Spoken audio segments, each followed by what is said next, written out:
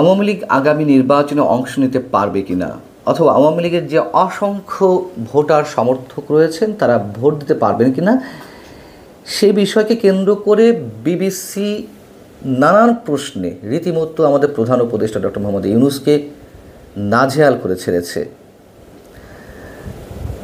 প্রধান উপদেষ্টা যখন লন্ডন সফরে ছিলেন তখন বিবিসি একটা ইন্টারভিউ করেছিল, যেটি কয়েক খণ্ডে প্রকাশ করা হচ্ছে।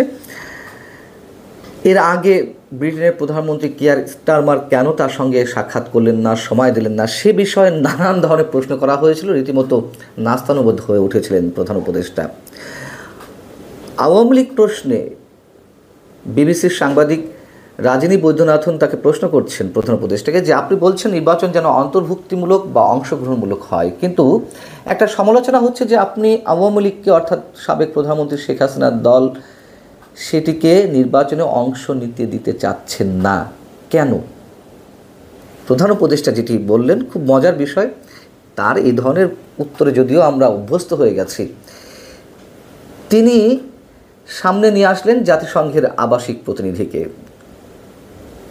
তাকে রেফারেন্স দিয়ে বলছেন যে আওয়ামী লীগ না থাকলেও নির্বাচন অন্তর্ভুক্তিমূলক হবে কি না। সম্প্রতি ঢাকায় জাতিসংঘের আবাসিক প্রতিনিধি খুব ভালোভাবে একটা ব্যাখ্যা দিয়েছেন। তিনি বলেছেন অন্তর্ভুক্তিমূলক মানে কোনো নির্দিষ্ট দল নয়, সব মানুষের অংশগ্রহণ। যতক্ষণ পর্যন্ত মানুষ ভোট দিতে পারছে ততক্ষণ এটা অন্তর্ভুক্তিমূলক। কি অদ্ভুত কথা! যে জাতিসংঘ এর আগে আগস্ট হত্যাকাণ্ড নিয়ে যে রিপোর্টটি দিয়েছিল, সেই রিপোর্টের কনক্লুশনে স্পষ্টভাবে বলেছে যে তারা সব কিছুর বিচার চায়, কিন্তু রাজনৈতিক দল হিসেবে বা কোনো রাজনৈতিক সংগঠনকে নিষিদ্ধ করা হোক এটি তারা কোনোভাবেই চায় না। এমনকি জাতিসংঘের মানবাধিকার বিষয়ক হাই কমিশনের চেয়ারম্যান ভলতার তুর্ক সংস্থার ৫৯তম অধিবেশনে এ মন্তব্য আবারও করলেন যে কোনো রাজনৈতিক দলকে নিষিদ্ধ করা মানে স্বাধীন মত প্রকাশকে সংকুচিত করা। বাংলাদেশের উদ্দেশ্যে স্পষ্ট করে বললেন। সেখানে তিনি জাতিসংঘের আবাসিক প্রতিনিধির এই বক্তব্যকে সামনে নিয়ে আসলেন। জাতিসংঘ ক্ষেত্র বিশেষ এখন কেন নির্বাচন চায় না, কেন অন্তর্ভুক্তিমূলক বা অংশগ্রহণমূলক নির্বাচনের ব্যাখ্যা এভাবে দিচ্ছে, সেটা আমরা বুঝি। এখন শেখ হাসিনাও তো এর আগে তিনি যখন ক্ষমতায় ছিলেন, বিএনপি নির্বাচনে আসুক বা না আসুক, বা বিএনপি নির্বাচনে না এলে নির্বাচনে অংশগ্রহণমূলক হবে কিনা, সেই প্রশ্নগুলোর উত্তরে তিনি তো এই ধরনের উত্তর দিতেন। এর আগেও বলেছি যে নির্বাচনে কোন দল এলো না এলো সেটি দেখার বিষয় নয়, জনগণ ভোট দিতে পারছে কিনা সেটি বিষয়। তাহলে তো শেখ হাসিনা ঠিক ছিলেন, তাই না? তাহলে শেখ হাসিনার বিরুদ্ধে কেন আমরা এত সমালোচনা করি? যেই ৩টি নির্বাচন বিতর্কের সঙ্গে অনুষ্ঠিত হয়েছে, সেই নির্বাচন পরিচালনার সঙ্গে যারা জড়িত ছিলেন, কেন তাদেরকে এখন বিচারের মুখোমুখি করা হচ্ছে? কেন তাদেরকে আটক করা হচ্ছে? কেন তাদের বিরুদ্ধে শাস্তিমূলক ব্যবস্থা নেওয়া হচ্ছে? এই যে পরস্পর বিরোধী বক্তব্য ডক্টর মোহাম্মদ ইউনূসের বা ডক্টর ইউনূস সরকারের, এটি এখন সারা বিশ্বে ওপেন হয়ে যাচ্ছে।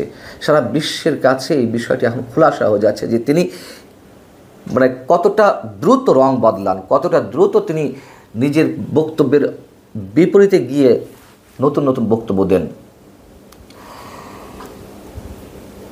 এরপরে রাজিনী বৈদ্যনাথন প্রশ্ন করছেন, দেশে অনেক মানুষ এখনও আওয়ামী লীগকে সমর্থন করে, তো তার প্রশ্নের পরিপ্রেক্ষিতে আবার দ্রুত খুব ডক্টর মোহাম্মদ ইউনূস বলছেন যে তাদের সিদ্ধান্ত দিন যে তারা ভোট দিতে চায় কি না। কি হাস্যকর কথা! বিবিসির পক্ষ থেকে বলা হচ্ছে তারা আওয়ামী লীগের প্রার্থীকে ভোট দিতে পারবে না, না পারলে তারা কাকে ভোট দেবে? প্রধান উপদেষ্টা বলছেন যতক্ষণ পর্যন্ত তাদের ভোট দেওয়ার স্বাধীনতা থাকবে তারা দিতে পারবে। বিবিসি আবারও প্রশ্ন করছে, আওয়ামী লীগের প্রার্থীকে নয়, যদি না আওয়ামী লীগকে অংশগ্রহণ করতে দেওয়া না হয় তাহলে ভোট তারা কীভাবে দেবে, কাকে দেবে? তখন তিনি বলছেন যে আমরা তো আওয়ামী লীগকে এখনো নিষিদ্ধ করিনি। আবারও বিবিসি মানে কতটা নাস্তানুবোধ করছে, কতটা আটকে ফেলছে বিভিন্ন প্রশ্ন, মানে ঠিক মতো অ্যান্সার করতে পারছেন না আমাদের প্রধান উপদেষ্টা। বিবিসি বলছে যে তাহলে আপনি বলছেন তারা আগামী নির্বাচনে অংশ নিতে পারবে? যদি ভোট দিতেই পারে তার মানে তো আওয়ামী লীগ নির্বাচনে অংশ নিতে পারবে। তখন আবার অধ্যাপক ইউনূস বলছেন একটা জিনিস পরিষ্কার করি, আওয়ামী লীগকে নিষিদ্ধ করা হয়নি, তাদের কার্যক্রম সাময়িকভাবে নিষিদ্ধ করা হয়েছে, যার মধ্যে নির্বাচনও পড়ে। মানে আমরা আওয়ামী লীগকে নিষিদ্ধ করিনি, রাজনৈতিক কার্যক্রম নিষিদ্ধ করা হয়েছে, অতএব কার্যক্রম যেহেতু নিষিদ্ধ থাকবে, নির্বাচনেও তারা কন্টেস্ট করতে পারবে না। এই কথা বলার পরে আবার তিনি আবার নিজের বক্তব্য উল্টে কার কাঁধে দায় চাপাচ্ছেন?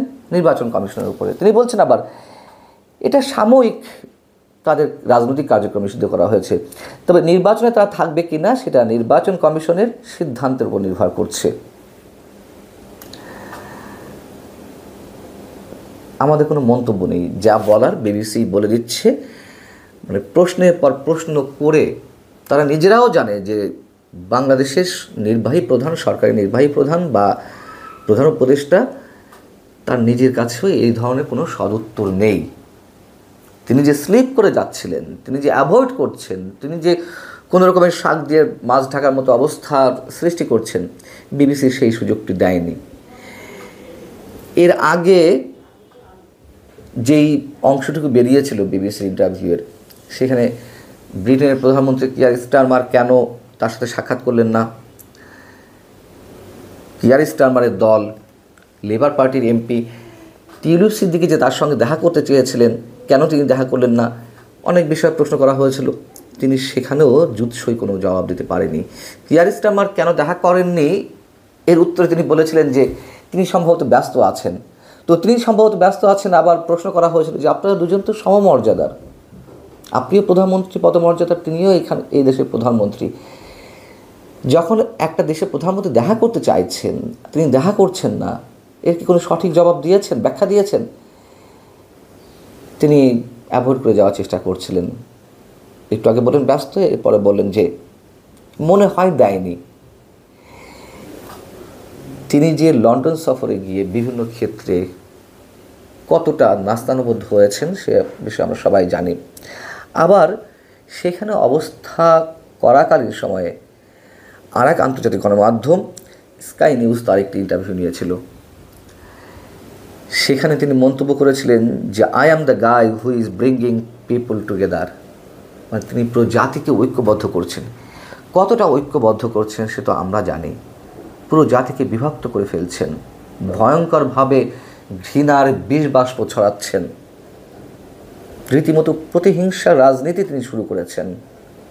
এই হচ্ছে আমাদের প্রধান উপদেষ্টা, সারা বিশ্বের কাছে একজন শান্তির দূত, কথিত শান্তির দূত হিসেবে তার অবস্থানটি তিনি কোথায় নিজেই নিয়ে যাচ্ছেন হয়তো বুঝতে পারছেন, কিন্তু স্বার্থের জায়গায় তিনি অন্ধ। ভালো থাকুন সবাই, আল্লাহ হাফেজ।